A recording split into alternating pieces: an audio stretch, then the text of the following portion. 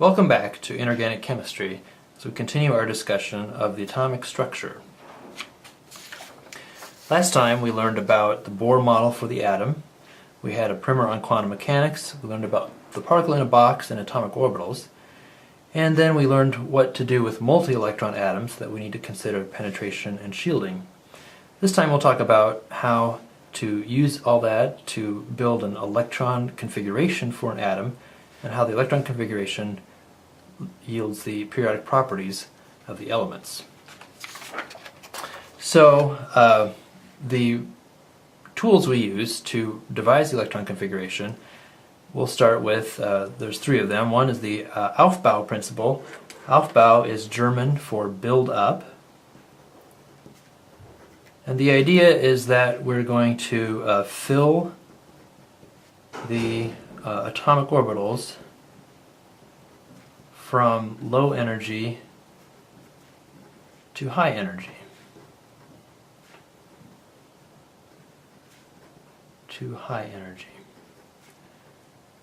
And last time we learned how in a multi-electron atom the 2s orbital is lower in energy than the 2p orbital, for example.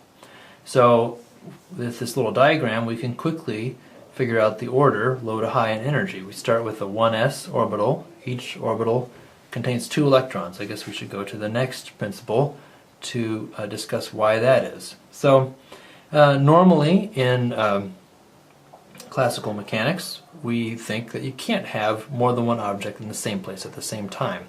But in quantum mechanics you can, using the Pauli exclusion rule, which states that 2 electrons can be in the same place at the same time if their spins are opposite.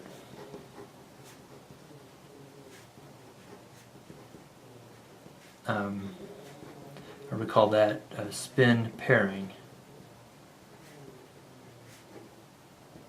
So the fourth quantum number, the spin of an electron, can either be plus or minus 1/2, and so we often draw that as an arrow up indicating spin up, and arrow down indicating spin down.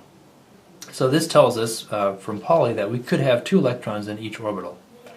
So once we get 2 electrons in our 1s, then we come around on this chart and we can fill up the 2s. And then once the 2s is full, we go to the 2p because that's higher energy than the 2s. And then we go to the 3s. And so we have this diagonal chart that tells us the filling order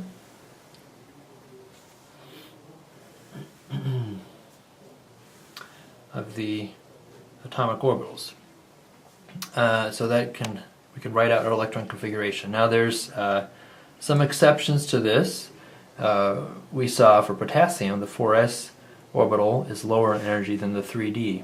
But when we get to scandium, that order switches, and then if we have ions, the order changes as well. So there are some exceptions. Part of the exceptions can be explained by Hund's rules.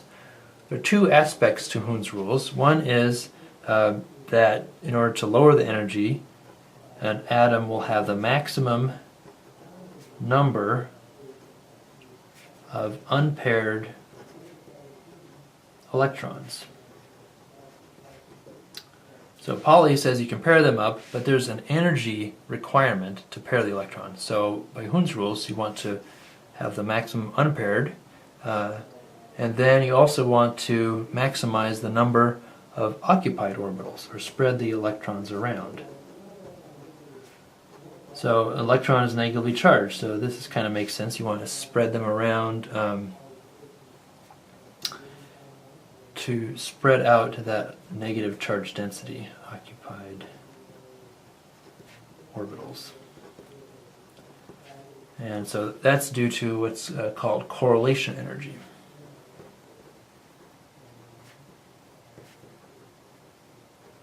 And pairing energy, explain the first rule. Okay, so between all these principles we can understand the ground state electron configuration of all the atoms, all the elements. And when we write out the electron configuration for the ground state, we see that there's a repeating pattern. For example, the lithium ground electron configuration has the same configuration as the helium, and then it ends in a 2s1. The sodium has a neon core and then a valence of 3s1, and then the potassium has an argon core configuration and a valence configuration of 4s1. So we see that there's this repeating electron configuration pattern, and that gives rise to the periodic properties. That's why lithium, sodium, and potassium are in the same group on the periodic table. So that also will allow us to explain some of the other properties of the elements, such as the ionization energy. Ionization energy is defined as the energy required to remove an electron from the atom in the gas state.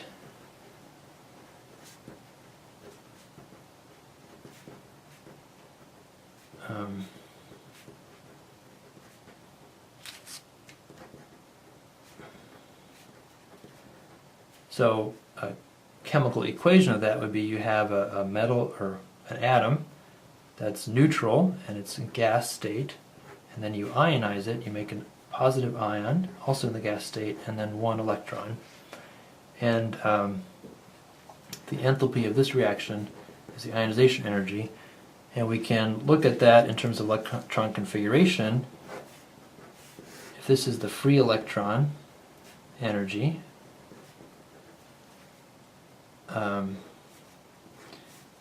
so this is energy on the y-axis here, and here's, say, our 4s electron energy level, then this would be the ionization energy from the potassium, for example. And so we can explain the trends in ionization energy by considering the relative energy levels of the electrons in the atom. Another trend to consider is the electron affinity. Electron affinity is the energy required to remove an electron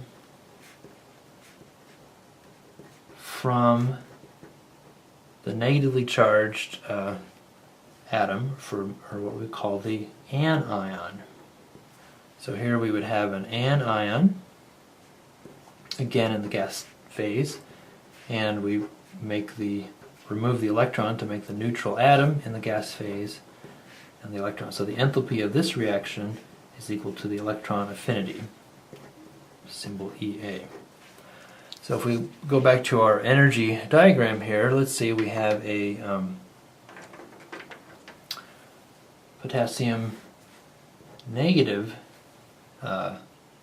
anion, then the energy required to remove that electron is right here. And turns out most atoms, even when they're filled, there's still a partial nuclear charge that can be felt outside that atom, and so usually going to an anion is an exothermic process. In the case of potassium, it would not be, because you're adding an electron to you're starting a new shell. So you can see the trends, and you should be able to explain the trends as you look at the periodic table. The trend is that the electron affinity increases across a period and decreases down a group, or increases, I guess we would say increases up a group. And then the ionization energy increases across the period and increases up a group. And another important trend is the atomic size. And atomic size is actually going to decrease as we go across, so it would increase this way. Radius, atomic radius, increases this way and increases going down. And we can explain that by looking at the electron configuration and considering Slater's rules. So for your homework, you will be required to look at these trends and explain some of the differences and some of the exceptions to the trend. So thank you for your attention, and we'll see you next time.